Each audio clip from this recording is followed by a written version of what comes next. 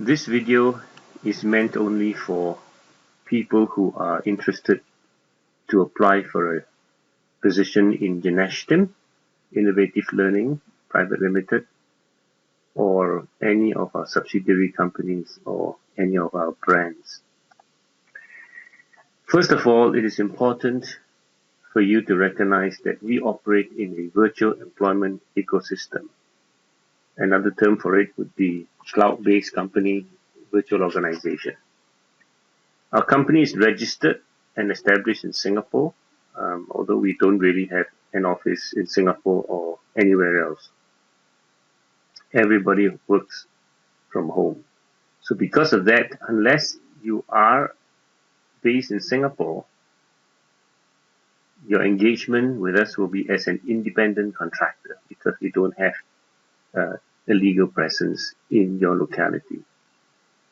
So it is a work from home or where you are, which means that you can actually, in case your home is not a conducive environment, it's too noisy, too many interruptions, so there's no space, you may actually decide to work in a internet cafe or somebody else's home or in somebody else's office, in a shop, something like that. Normal employment conditions will probably not apply, and it does not apply in many instances. For example, we don't really have public holidays in the company.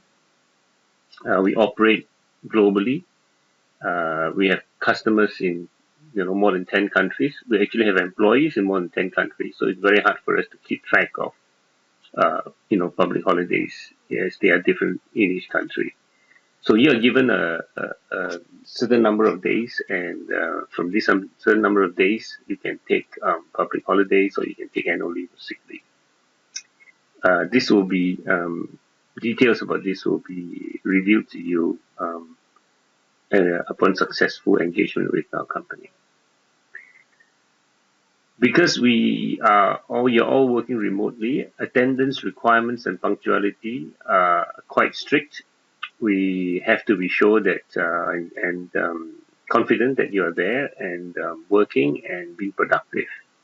And if we have any reason to doubt it, we have to reserve the right to implement monitoring tools on your PC and in your environment. And again, because we are a virtual employment ecosystem where everybody is working remotely, you are personally responsible for those things that you need in order for you to function effectively in our environment. So you're responsible for your own power, internet connection, and stability. You can see the requirements there, at least 1 Mbps download, 0.5 Mbps upload, and less than 50 milliseconds ping. So you need to check this with any of the apps to do a speed test and to make sure that you're complying. If you don't, then you're considered as absent for work. Similarly, for computing equipment, so whether you use a laptop, a desktop, or a tablet or whatever, including a headset, so that you can do calls effectively, as we do a lot of calls. The equipment has to comply with our requirements. I think this will be standard office type equipment. We don't need very high specs, but of course, something that is, very old will probably not be sufficient. We need a conducive and working environment, as I mentioned earlier, quiet and free from interruptions. And if you don't have that at home, you better find an alternative location. We also need you to have a data-enabled smartphone, as we do use a number of apps and instant messaging systems, including WhatsApp and Viber. And we want you to be able to access this, whether you're at your workstation or away from your workstation. And we also need you to be able to access your email on your smartphone.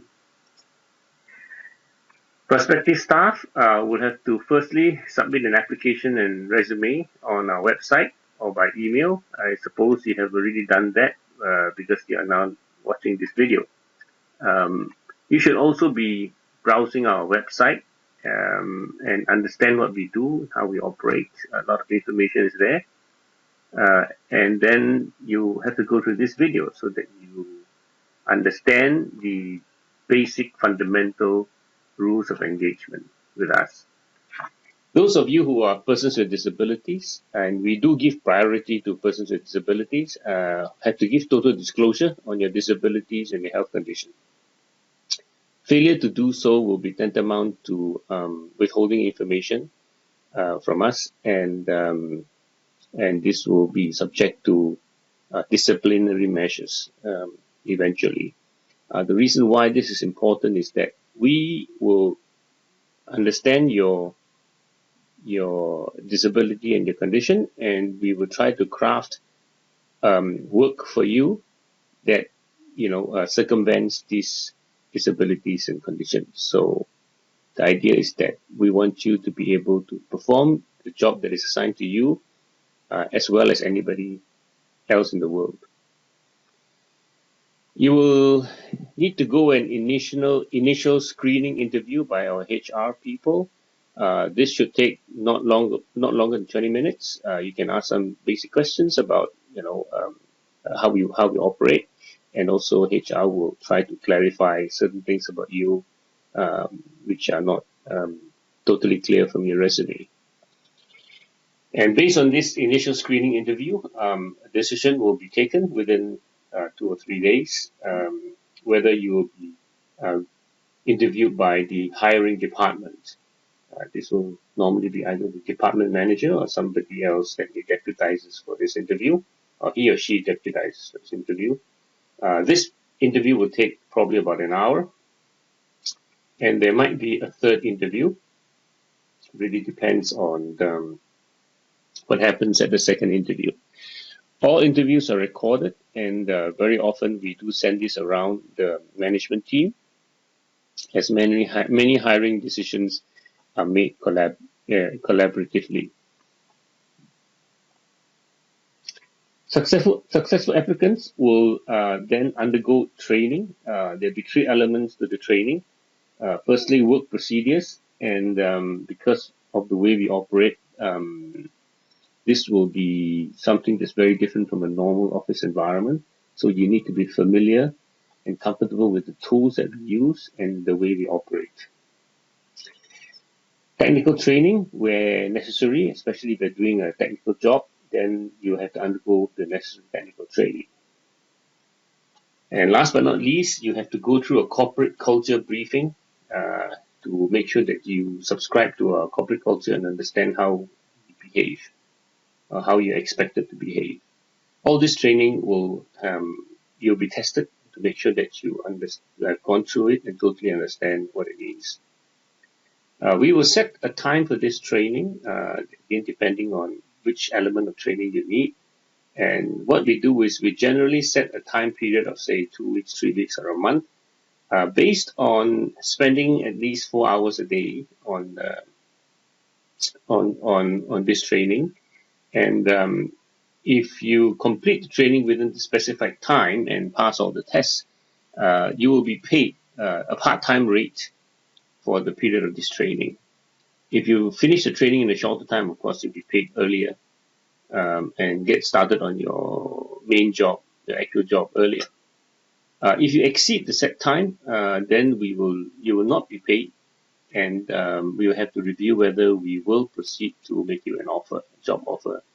The reason we do this is because in the past we have had experiences where prospective staff take a long time for the training because they do it and they stop and they do something else, then they get distracted and they have all sorts of problems.